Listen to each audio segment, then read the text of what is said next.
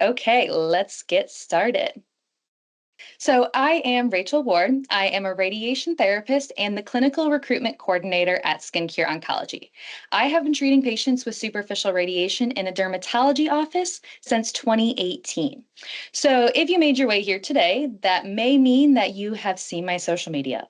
For that, I apologize, but I did make an Instagram account as Rach the RTT just to share information about radiation therapy, superficial radiation, and to connect with other technologists in the field. And it turned out to be a lot more than I ever had expected.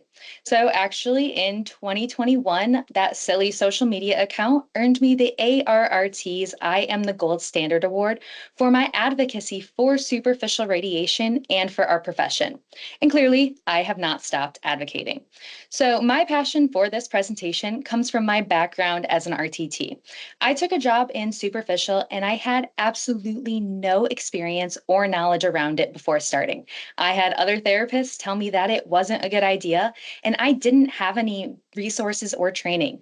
In the private clinic that I was working in at the time, they didn't have any support for me, and I learned everything through manuals, toll free support, and years of continuing to educate myself on the topic. So now, in my role with SkinCure, I have that support, and with their support, I'm able to share the information that I wish I would have had then. So today I'm going to go over what superficial radiation is and how we can utilize this technology within a dermatology setting to treat non-melanoma skin cancers, as well as some insight into the treatment modality with photos, regulations, and clinical studies. My objectives today, other than to try not to talk fast, are that by the end of this presentation, you will have a better understanding of the radiation therapist's responsibilities in the dermatology setting. You'll know the skin cancers that we can treat with SRT. You'll have some knowledge around the clinical operations of these units and be able to discuss the treatment and career path confidently with others. So, this isn't so much of a niche field anymore, especially compared to 2018 when I started in it. The number of radiation therapists providing this therapy has grown rapidly over the last 10 years and is continuing to grow. The need for radiation therapists in this line of therapy comes directly from the fact that skin cancers are the most common type of cancer, with more people diagnosed with it than all other cancers combined. In fact, 1 in 5 Americans will develop skin cancer, and over 9,500 people in the US are diagnosed with it every day. And it affects more than 5.4 million Americans each year. So these numbers didn't just get here overnight. So if these numbers are so high, why wasn't this modality around sooner? Well, it kind of was. So in 1895, we know Mr. Rankin discovered X rays. So that led to radiation being widely used to treat skin cancers. By 1899, the first successful treatment of a skin malignancy was recorded when a 49-year-old woman with a basal cell carcinoma on her nasal tip underwent 99 treatments over 9 months. She did remain tumor free. She even attended an X ray conference in 1928, still tumor free after 30 years. Dermatologists later developed superficial radiation therapy to treat non-melanoma skin cancers. So by the 1960s, over 50% of dermatology practices were using it. However, in the 1970s, there was a widespread training and adoption of a new surgical skin cancer treatment called Mohs micrographic surgery. As a result, by the 1980s, fewer practices were using SRT, and Mohs surgery became the gold standard surgical treatment. Luckily for us, in June of 2015, a dermatology practice in Texas was the first to offer a new non surgical treatment modality, image guided superficial radiation therapy, or IG-SRT. This most advanced form of SRT allows for the clinician to visualize the lesion. And today, IG-SRT is available in over 350 dermatology practices, and nearly 100,000 patients and 130,000 skin lesions have been safely and effectively treated. IG-SRT is rapidly becoming a preferred treatment option for non-melanoma skin cancers, and it's transforming patient care in dermatology practices everywhere. At this time, 1 in 3 Americans now live in a county where IG-SRT is available, and the future looks even brighter as more practices continue to adopt this advanced technology. This hasn't only been adopted by dermatologists and their patients, though. So, just a few months back at the ASRT's annual governance and House of Delegates meeting, the radiation therapy chapter that updated language that for the medical imaging and radiation therapy scope of practice. These scopes of practice delineate the parameters of practice and identify the boundaries for our practice. As medical imaging and radiation therapy professionals gain experience, knowledge, and their clinical activities evolve, modifications are made to those standards. So, the scope of practice of the radiation therapy professional now includes participating in superficial radiation therapy procedures as prescribed by a licensed practitioner. It didn't just stop there. Those changes also bled over into the recent update to the ASRT's radiation therapy curriculum. This update only occurs every 5 years, and it now features SRT as an emerging treatment unit for external beam radiation therapy equipment, as well as a career opportunity under professional development, which is really exciting to see, not only because I go around and give a similar presentation on SRT to the radiation therapy programs, but because superficial radiation is being seen. We are changing the way things have been done. We're disrupting the field to improve patient care. And so these adoptions and being recognized on a national level by our professional organization, that's huge. Let's get into what IG-SRT is all about. We refer to superficial radiation therapy as SRT. And then when the machine has that integrated ultrasound image guidance, it's IG-SRT. So this is the technology all of our radiation therapists are currently using in their practices, which is currently the SRT 100 Vision unit by Census Healthcare. That's the model and the manufacturer, just like your TrueBeam is made by Varian or the Versa is made by Elekta. So these superficial units have come a long way in terms of technology. The machine may be small, but it is equipped with a touchscreen, an onboard computer and dosimetry system that provides lesion photos and patient records, including record and verify. It has a two-way patient communication system built in. There are adjustable cone applicators, and once the correct cone is inserted into the treatment head, the machine will apply the correct copper or aluminum filter to match the selected energy and beam depth. When you're ready to treat, the unit calculates and verifies proper dosing and measures each dose administered during treatment to ensure patient safety and optimal outcomes, as well as records all delivery information. And the technology has a rad check feature for morning warm-up quality assurances that automatically confirms the system calibrations each time the system is initiated to ensure our patients are receiving the correct dose, and it also eliminates the need for unscheduled calibrations. These are going to be reviewed by our medical physics on a weekly basis. The machine will run through the outputs on its own, but of course we need our radiation therapist there to confirm the outputs after the morning warm-up is complete and to check the functionality of the safety features. But from start to finish, it only takes about 15 minutes. So to touch on the basics, the high frequency portion of the electromagnetic spectrum is where we find our ionizing radiation. And of course, that's what we utilize in radiation therapy to damage the DNA of cancer cells and disrupt their cell function. With IG-SRT, we are treating with photons. We are using low-level X-rays. We're not low-level like down there by microwaves. We are still in the X-ray portion of the spectrum, just on the longer side of those wavelengths. With this therapy, we're utilizing energies of 50, 70, and 100 kVp. So here we have the superficial beam profile first. This is for a 100 kV energy using a field diameter or a cone of 5 centimeters. The Dmax is at the surface, and you can see the relative dose at that 0 millimeter cross line is at 100%. This field is 5 centimeters across, and on either side of that 25 millimeter or 2.5 centimeter, the edges of the field, the relative dose is still greater than 90%, and there is a very rapid fall off on the edges. These beams are created with an X-ray tube in the same fashion as a LINAC, and they produce a consistent and homogeneous dose distribution. In the middle, we have our MEV energies for our LINAC, and you can see on the second graph that percentage of maximum dose occurs beyond the surface, and that's why we utilize a bolus to act as tissue and bring that dose closer to the surface to mimic the relative dose that a more superficial energy provides.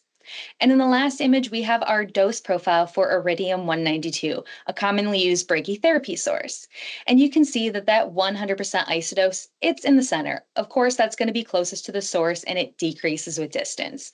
But when we utilize multiple sources, we do create a less consistent beam profile, and it does contribute to a slightly lower cure rate. So our low energy X-rays are still ionizing radiation, and we're delivering these at therapeutic doses. And it's important that we adhere to safety protocols for optimal efficacy and safety for our patients. So just as new hires in a hospital are given mandatory radiation safety training, we ensure everyone in the dermatology office who is involved with IG-SRT is being safe by implementing a radiation safety program that meets both federal and state regulatory requirements. Each state is going to be responsible for their licensure. We are currently in 42 states, and in the majority of those states, we will only have one radiation therapist per treatment unit. Of course, if any states require two radiation therapists, we will follow those regulations and have two therapists operating this technology. We have a team that is dedicated to making sure everything we do is by the book and always to the highest standard. Which brings up the next commonly asked question is who is writing and supervising the treatment prescriptions in the course of care? Again, it's going to depend on the state's regulations, but radiation therapists are allowed to deliver treatments as prescribed and supervised by a dermatologist or qualified provider. We have multiple radiation oncologists providing general supervision, but dermatologists are licensed authorized users for superficial radiation treatments, and they have been providing superficial radiation for over 100 years. But the goal really is to make sure whomever is prescribing, treating, and supervising is well educated, that they're registered with the state, and they can provide safe and effective care. We aren't just making sure our patients are safe, we need to make sure we are safe as well. So, as always, radiation therapists who are working with superficial radiation will always wear a dosimeter and follow the same exposure limits as all occupational radiation workers. Even when we're working with lower energies, we are always limiting our exposure and doing everything we can to keep our radiation exposure as low as reasonably achievable. So here you see the process of creating our treatment rooms. Remember, we are operating these machines in a dermatology office. We take a standard doctor's office exam room and create a shielded treatment vault. You'll notice that these leaded vaults don't require a maze or extremely thick walls made of concrete because we're shielding for much lower energies than a LINAC. So the shielding calculations are completed by our medical physics and based on dose limits for occupationally exposed workers and members of the public. Our requirements are still regulated by the National Council on Radiation Protection and Measurement Guidelines and ALARA, of course. And the radiation therapist still operates the machine from a console that is outside of the treatment room with interlocks that will require the door to be closed in order to beam on. Concisely, the treatment room is set up to a cancer center environment. In addition to our in-suite shielding, caution signs and emergency protocol are posted in all treatment areas. Of course, we want to prevent any unnecessary exposure to staff and patients.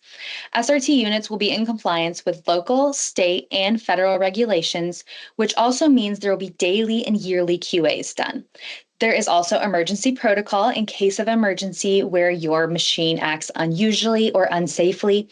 You would do just as you would on a linear accelerator. You would power off the machine, remove your patient from the treatment room, and notify your radiation safety officer. So the concept here is that we are putting these superficial units into dermatology offices, making this treatment option accessible to patients outside of the traditional radiation oncology department. Of course, that's with limitations. We don't have all the same capabilities of a LINAC, so we are only treating the skin.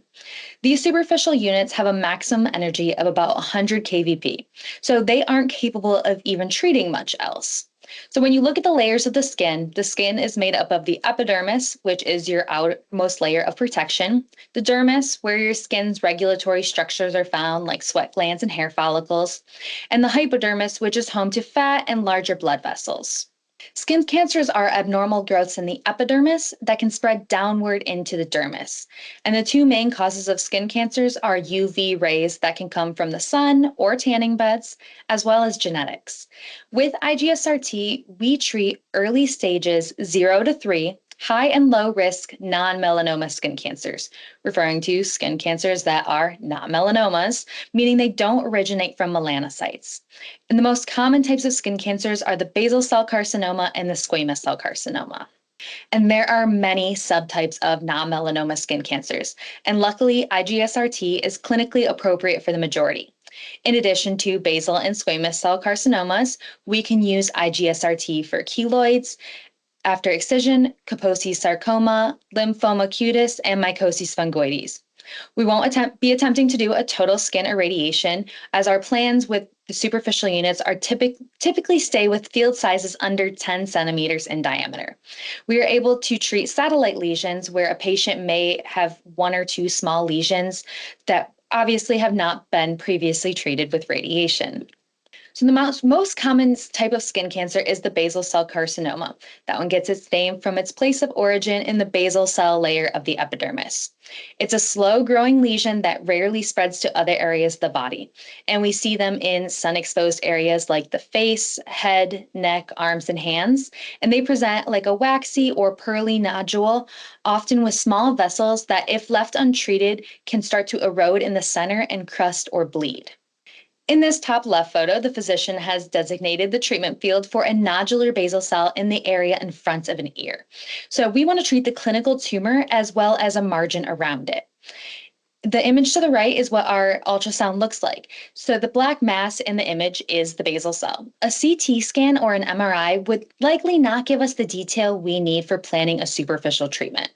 These superficial simulations are done clinically, and we use the ultrasound to provide the depth, width, and breadth of the tumor for the physician to set up clinically. And we are able to identify the adequate and appropriate margins and prescribe the appropriate course of care. The best part is the ultrasound is integrated into the superficial unit, and we also use it to monitor the response of the skin cancer throughout treatment. As the skin cancer is destroyed, the area is repopulated with healthy tissue, which on the ultrasound appears as that green and yellow color. And our patients love to see the changes in their ultrasound. So unlike a tumor within their body, this is on the patient's skin. More than likely, they're able to see the progress with their own eyes, and the ultrasound is just giving them that added confirmation that this treatment is working. And then on the right, you can see another nodular basal cell, this one by the patient's eye. This one really gives you an idea of how small these lesions can be and the importance of our clinical setups and how these low energy machines are able to eliminate a skin cancer in such a delicate area. You can start to appreciate why this has become such a preferred treatment by our patients. The second most common type of skin cancer is the squamous cell carcinoma, coming from the stratified squamous epithelial cells that line the inner layer of the body. These ones grow a little bit more quickly than a basal cell and are more likely to spread if left untreated. So these ones are going to still be in those sun-exposed areas and appear as a flat, scaly patch or an open sore that crusts, itches, or bleeds. So here we have a lesion on the chest and another one on the lip where the physician has designated a treatment field. Both sites have a clear black area on the ultrasound showing where that squamous cell carcinoma is. So since these are more likely to invade the tissue below, it's very important that we're confirming the depth, width, and breadth at the time of our simulation, especially in cases where the patient may have waited an extended period of time before seeking treatment. Afterward, you can see that the lesions are visibly gone at that follow-up appointment. The one on the chest does still have a little bit of redness to it, which is normal. These are typically done 4 to 6 weeks after the last treatment. In both cases, though, that black area is no longer visible on the ultrasound, and the healthy tissue has repopulated the area. In dermatology offices, we often encounter small keloids that can be removed without having to put the patient under general anesthesia. Keloids are those raised, thick scars that can expand beyond the initial injury to the skin. They can occur on a surgical scar or from any trauma to the skin, like a piercing, burn, or even from acne. While they can occur on anyone, the incidence does increase for Black, Asian, Latin American, and Mediterranean people between the ages of 10 and 30. There is not a cure rate for 100% for any treatment for keloids.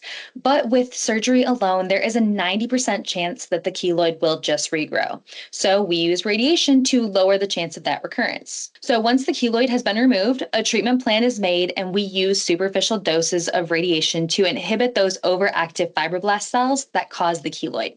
Typically, the patient is treated for 3 days following that removal.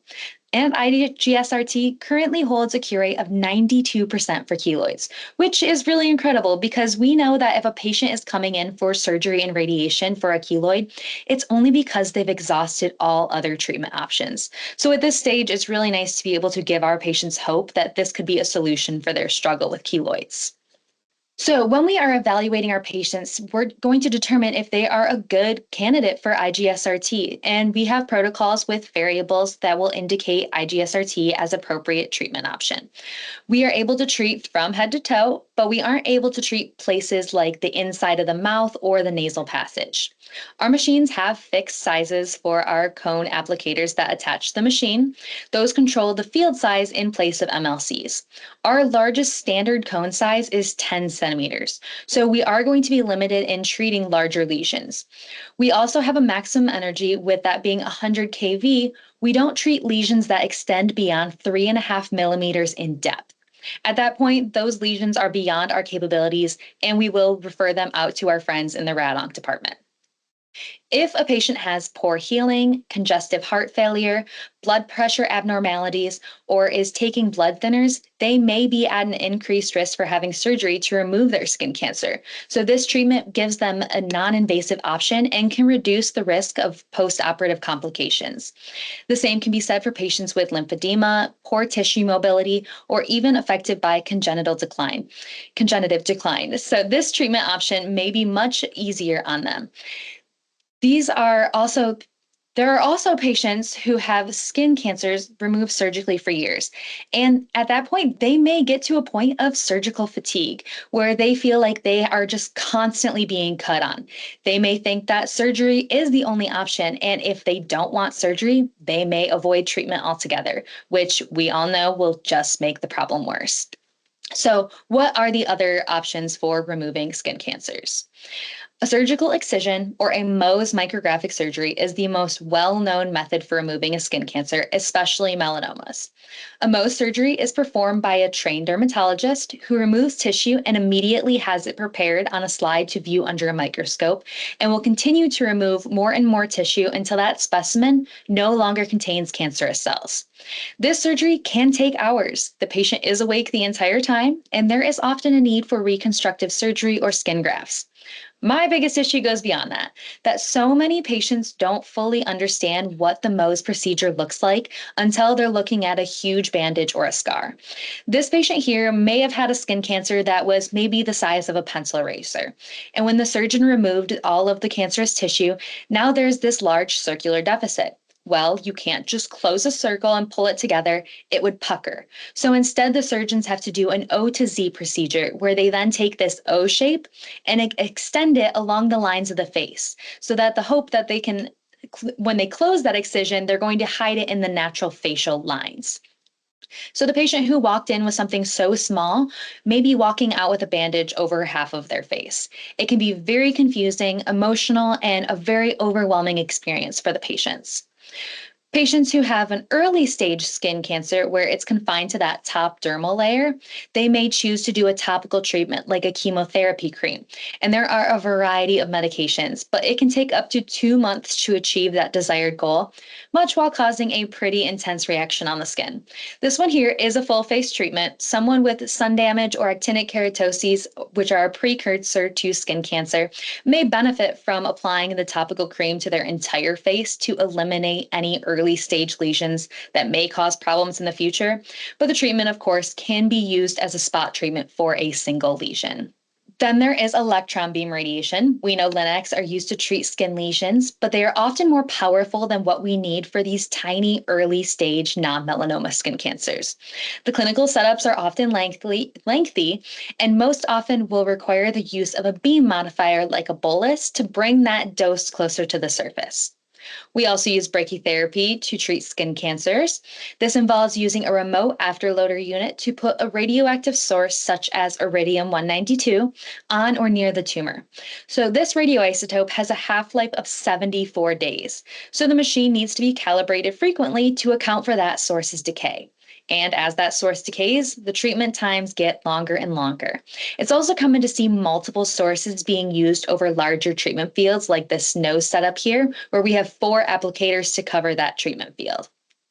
So these radiation treatments usually will require a simulation with a CT scan, treatment planning with the physician, dosimetrist, physicist, and daily appointment times that are going to be upward of 20 minutes. So for non-melanoma skin cancers, IG-SRT has over a 99% cure rate. It's non-invasive, it has great cosmetic outcomes, and it's conveniently done in the comfort of the dermatology office. So our patients are typically going to have treatment prescriptions that involve them coming into the office 2 to 4 times a week for a total of about 20 fractions with customization options to each unique disease and desired outcome. That doesn't involve their first visit. They will have a simulation. The patient will come in for that consult and clinical simulation appointment in office, where that physician is going to determine the treatment fields clinically. And during that simulation, we are going to do an ultrasound to confirm the margins and that depth, width, and breadth of our treatment field. We also create custom lead shielding. Again, we are shielding for much lower energies than a Linac, so a Cerebin block is not necessary here. We are creating custom lead shields that have a thickness of 0.762 millimeters.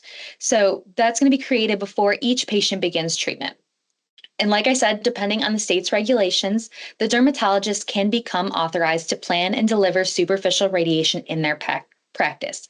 So after that patient leaves, the prescription and treatment planning will be finalized, the custom shielding and dose calculations will be completed, and physics verifications will be done. The patient is going to be given their schedule, and they will return at a later date for their first treatment. And when they come back, those treatment times are going to be on average about 15 minutes per encounter. Now we can get into what IG-SRT looks like in the clinical setting and the role the radiation therapist plays in that process. So in the cancer center model, the radiation therapist serves as a primary point of contact for all IG-SRT related matters within the dermatology office. The radiation therapist role can include duties such as speaking to the patient as early as the time of their biopsy and discussing pathology and treatment options with the patient. The radiation therapist operates the ultrasound and will acquire those initial images that allow the physician to prescribe the most appropriate energy for that skin lesion. Clinical simulations look a lot like an electron boost simulation. Our physician is going to come into the room, meet with the patient, and draw the margins for the treatment field. And as in any simulation, our radiation therapist is going to do their best to document everything for treatment, how to locate the field, and how to get the patient positioned most comfortably in that nice padded reclining treatment chair. And once our patient has left, our radiation therapist will begin the process of getting all the documentation completed, uploaded, charted, and finalized for that patient to begin treatment. And when faced with challenges, our radiation therapists are able to troubleshoot, but there is always somebody they can reach out to for help, including supervising radiation therapists, colleagues, physics, technical support, and an online portal with relevant information and protocols. So when our patients return for treatment, their treatment appointment times are going to be fairly quick, typically between 15 and 20-minute time slots. The patient will be set up for treatment with their lead shielding. And yes, we do use lead aprons and thyroid shields, as well as eye protection, because we are treating with those KV energies. And the machine's arm extends from the base of the machine and has multiple adjustment points to allow the radiation therapist to get that tip of the treatment cone en face against that shield. So the radiation therapist can make some fine adjustments, and once perfect, lock the machine into place. And after everything is positioned, our radiation therapist will leave the room, close that lead line door behind them, and operate their superficial unit from the console outside of the treatment room. So the biggest key to success here is implementing IG-SRT into a dermatology office is sticking to what we know. And what we know is the cancer center model. So this model, which is considered the gold standard in IG-SRT industry, involves a multidisciplinary team that is made up of the dermatologist, radiation oncologist, medical physicist, and our board certified radiation therapists. Our radiation therapists are functioning at an advanced level in this role. There is a lot of responsibility, but it also comes with a lot of autonomy. So, this is essentially their little own radiation oncology department inside of this dermatology office. And we all know that that means the relationship that we build with our patients is even stronger.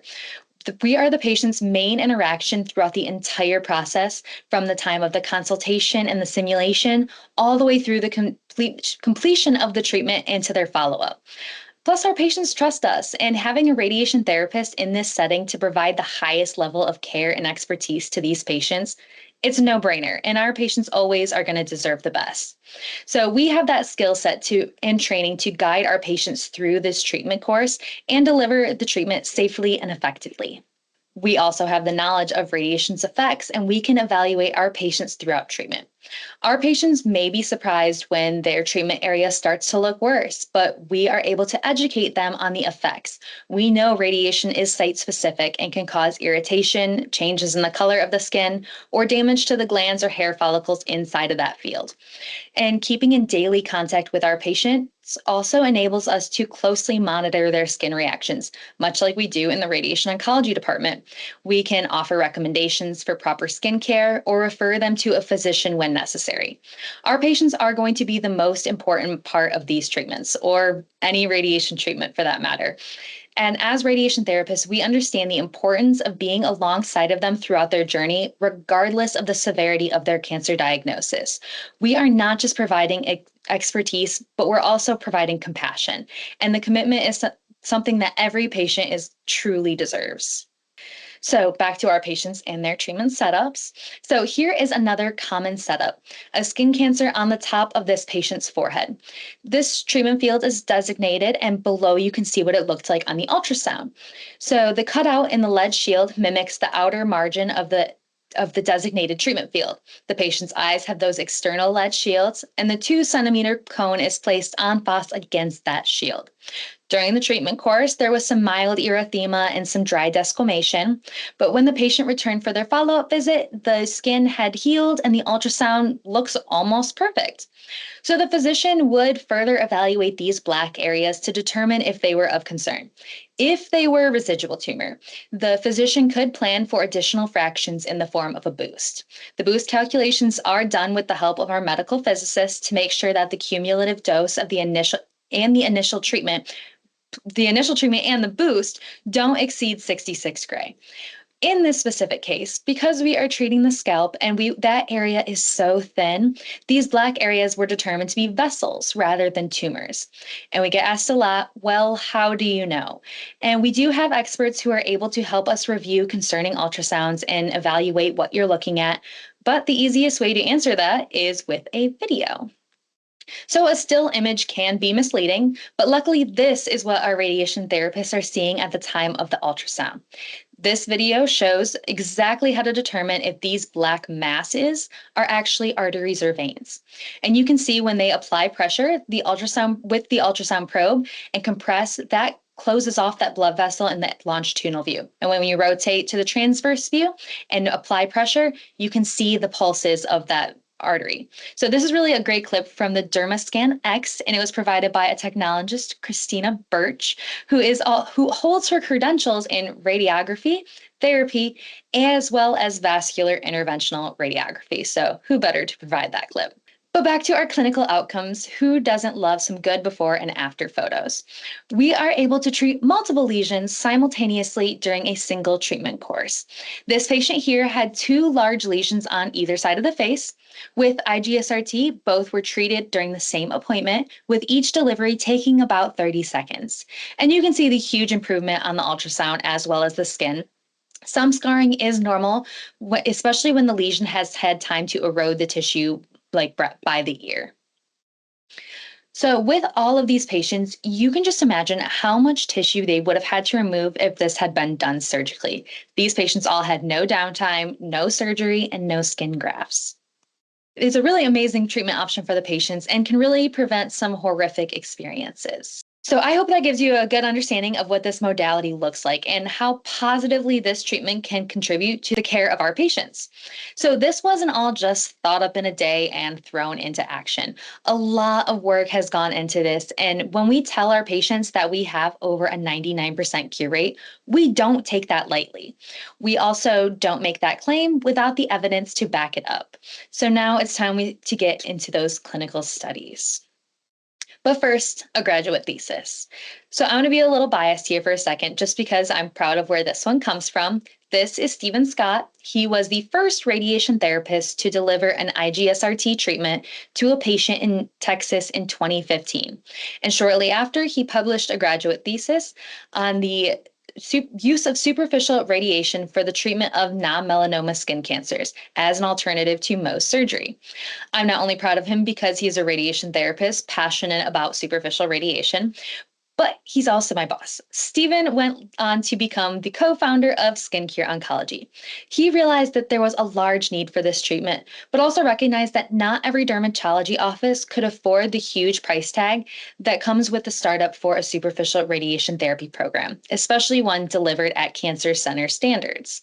So SkinCure Oncology was created, and it works to partner with dermatology offices and give them everything they need to offer this treatment safely and effectively to their patients. So SkinCure Oncology provides everything from the technology, the in-suite shielding, the lead shielding, all the way to the paper tape.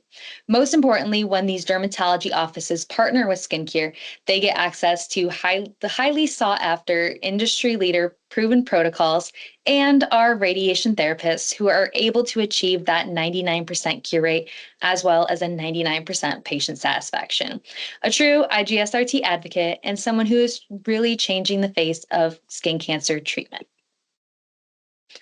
And another first of its kind is the Dermatology Association for Radiation Therapy, or DART for short. You may have seen or received an email from them earlier this week for their RadTech survey. The DART is the first medical society focused on radiation therapy and other non-surgical options for skin cancer treatment. Certain medical societies advocated for surgical procedures, and others concentrated on high dose radiation treatments, often found in the hospital setting. So, just like with the ASRT, I'm a member of DART, and they serve as a platform for radiation therapy practitioners and others interested in the field of dermatologic radiation therapy to discuss and exchange current knowledge and information. Their mission includes promoting the appropriate practice of dermatologic radiation therapy and advancing the collective interest of practitioners in this field. They organize meetings, seminars, educational programs, and develop and distribute information and materials like the clinical studies to support the radiation therapy in a dermatology setting.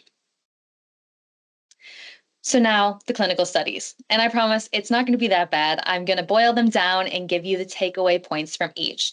So when these machines were first starting to pop up in dermatology offices, there was little information on them, which was part of my issue as a radiation therapist who was trying to learn more about how to best care for my patients. I was wondering the same thing you probably are with what kind of treatment prescriptions are even being used for this. So the first study evaluated the efficacy and safety of IG-SRT. The study reviewed the medical records of 1,632 patients with 2,917 invasive and in situ non-melanoma skin lesions between stages of 0 to 2, treated with IG-SRT between 2017 and 2020. These The studied lesions were less than 5 centimeters in diameter and less than 4.8 millimeters in depth. The anatomical locations included 58% on the head and neck, 26% on the extremities, and 16% on the trunk and shoulders. And the median treatment parameters were 20 fractions with a total dose of 5,188.4 centigrade and a treatment duration that took about 6.7 weeks. So this study found a high cure rate in local tumor control at 99.3%, suggesting that the use of daily pre-treatment ultrasound imaging and daily evaluation of tumors can improve the optimal radiation dose and energy over a fractionated treatment scheme. In this study, those adjustments in the treatment treatments were typically performed around the 5th, 10th, and 15th treatments. So the typical side effects of radiation to the skin, such as erythema, hyperpigmentation, dryness, edema, they were all consistent with historical SRT treatments. In the radiation therapy oncology group, or the RTOG, toxicity grades were recorded for 75% of these lesions. And among those, grade 3 and 4 toxicities were only documented in 16 and 4 lesions, respectively. So overall, the low level of toxicity indicated that IG-SRT was found to be generally well tolerated and safe. And as you can imagine, that was definitely something that dermatologists who were already offering this treatment were happy to convey to their patients who were good candidates for this treatment, but didn't want them to feel like they were being experimented on with a new technology. So, as the years went on, the American Academy of Dermatology, or the AAD, recommended IG-SRT for patients with early stage non-melanoma skin cancers who are considered poor surgical candidates. So, more patients opted for the treatment modality and more data got collected and studied. So, in a more recent study of 1,899 lesions, most of which were treated after 2019, the study found that there was a slightly higher total dose being used and prescribed, and that median dose had increased from 5,188 centigrade to 5,393 centigrade, which contributed to an increase in local control from 99.3% to 99.7%. While that 0.4% may seem insignificant, keep in mind that those 5.3 million cases of non-melanoma skin cancers each year, with that 0.4%, that could theoretically translate into 50,000 more lesions being controlled. And 5.3 million cases of non-melanoma skin cancer, that is a lot, but multiple of those lesions do appear on the same person. So leading to the next point that this study made, that patients that are not anatomically restricted, they can have more than one lesion treated at a time. So this is super convenient for patients who do have multiple lesions or who live a busy lifestyle and don't want to have multiple recovery periods from those surgical removals. They can have them all treated at one time while experiencing no limitations or downtime. The skin cancer treatment can also become expensive for multiple lesions or just one. This study outlined that this is covered by most insurances, including Medicare, and it can be a beneficial option to underserved communities as well as people who may be communities underserved, or people who may not be able to meet their post-operative care needs. So with that local control rate of 99.7%, it's not like those patients are being offered a lesser option with IG-SRT. And with options becomes the question, is IG-SRT a comparative treatment option to other radiation treatments like external beam radiation or brachytherapy? So this last study is a retrospective review of data from over 11,000 patients by a clinician with experience with SRT. They reviewed 183. They also reviewed 183 patients in the second study that were treated with electronic brachytherapy. The study found that SRT is superior to external beam therapy for early stage non-melanoma skin cancers. As I've mentioned, IG-SRT is appropriate for early stage lesions. So the contraindications listed in the study do support that, noting that aggressive tumor type, deep tissue invasion, previously irradiated sites, and patients who are organ transplant recipients are not candidates for IG-SRT. The key takeaway was that the superficial units had a smaller penumbra of about 1 millimeter than an external beam unit, which usually has a penumbra ranging from 8 to 10 millimeters. The study also noted that it was superior to electronic brachytherapy due to being more cost effective in its ability to vary energies from 50 to 100 kV, and that we can also employ larger spot sizes. There are limitations with electronic brachytherapy. Using a radioactive source, the average energy of a machine such as the Zoft EBS is 30 keV. So the treatment prescription dose was typically was 4,000 centigrade delivered twice a week for a total of 8 fractions. The results still showed an excellent long-term control rate with electronic brachytherapy of 98.9% local control after 5 years. But the study did report skin toxicities that remained with the patients even after their 5-year follow-up. 120 patients who received electronic brachytherapy reported hypopigmentation, 41 reported grade 1 telangiectasia, and 2 reported grade 1 scarring. So there's comparable control rates, but more limitations and less superior cosmetic outcomes. Overall, these studies supported SRT as the first-line therapy for certain patients because of those cure rates, the beam profile, and the superior cosmesis for those qualifying patients. So, if superficial radiation is the most superior form of radiation delivery for these early stage skin cancers, does image guidance really make that big of a difference? So when these machines were first created by Census Healthcare, the SRT 100 was the first unit. It did not have ultrasound image guidance. And so in theory, the ability to visualize the tumor before each treatment would obviously imply favorable outcomes. So what did the experts have to say about that? The study evaluated and compared the local control for both non-image guided SRT and external radiation therapy to that of image guided SRT. So they took into account the histological subtypes of non-melanoma skin cancers and compared them each separately. I'm not going to drag this one out. If anybody is surprised that the use of a high definition dermal ultrasound that allows for the visualization of these early stage lesions and overall configuration prior to, during, and after treatment also allowed for the provider to adjust the dosage and energy, also created a higher control rate. No, it's just a textbook case of technology advancing our profession and allowing us to provide better healthcare to our patients. But I guess better can be subjective. If you ask a dermatologist who is trained in Mohs micrographic surgery, they may believe that Mohs is the better option for patients. And if only there was a study comparing the two. But ask and you shall receive. So just last year, there was a study published that did just that. How does image-guided superficial radiation therapy stack up against Mohs micrographic surgery? As radiation therapists working in dermatology settings, we've been very cautious to not make waves or show any disrespect or challenge the dermatologists in their practices. Mohs surgery definitely can do things that IG-SRT can't, like remove an invasive skin cancer, and it will always remain the gold standard treatment for the radio-resistant and deadly melanoma. But when it comes to early stage non-melanoma skin cancers, IG-SRT is a fierce competitor, and those who appreciate the technology already knew what it was capable of. But finally, we had the study to support that, and we could confidently stand up for IG-SRT in the dermatology world. And the best part? It was a study published by a dermatologist.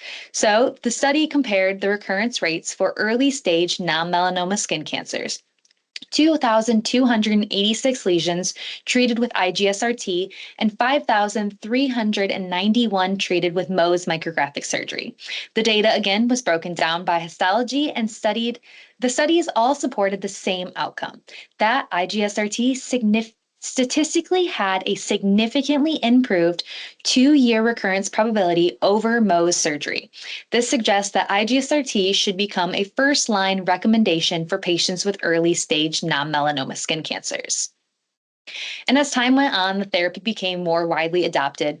But like they say, there will always be resistance to change, and the best thing we can do is continue to educate others on their misconceptions. So some believe that the use of daily ultrasound is unnecessary, and for those, the newest study. This study demonstrates that 92% of non-melanoma tumors undergoing IG-SRT exhibit measurable changes in the depth of invasion compared to that of the previous image. So because these measurements are collected immediately prior to treatment, they allow the opportunity for adaptive changes in treatment parameters such as energy, dose, and boost. These adaptive changes are necessary in nearly 40% of cases, directly benefiting patients by maximizing efficacy and minimizing toxicity. So any measured increase in tumor depth is clinically significant during IG-SRT because it lowers the percent of the prescription dose received by the tumor cells as a function of their depth. A lower percentage depth dose means that significantly less radiation is delivered to the deepest tumor cells, diminishing the therapeutic efficacy, potentially allowing for the deepest cells to receive significantly less than required for the cure. So, when we are performing ultrasound depth measurements prior to each fraction, dermatologists and their radiation therapists know exactly when to make those adaptive changes. This ensures that every lesion is adequately and uniformly radiated to achieve that over 99% cure rate. This study also discussed the vital nature of repopulation, a visual pattern that confirms biologically effective dosing during IG-SRT and allows for monitoring of treatment response. Ultrasound imaging before each treatment session allows the dermatologist and radiation therapist to monitor the gradual repopulation of a tumor and gauge the biological effectiveness of therapy. So, these studies are all huge steps that contribute to the journey for accessible treatment options for patients facing the challenges of skin cancer. And these studies are all available to the public. And if you're interested in reviewing any of them, you can let me know and I can get those to you. Or you can always just ask your dermatologist at your next skin exam.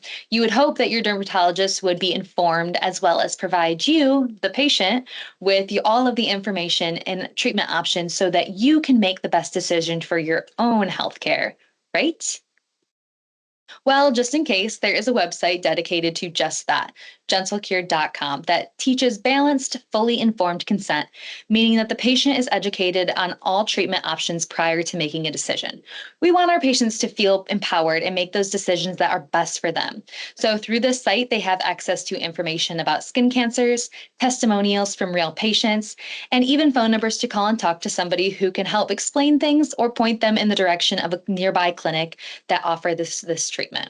So this is a really great site to learn about skin cancers from a patient's perspective or share with somebody who struggles with skin cancers.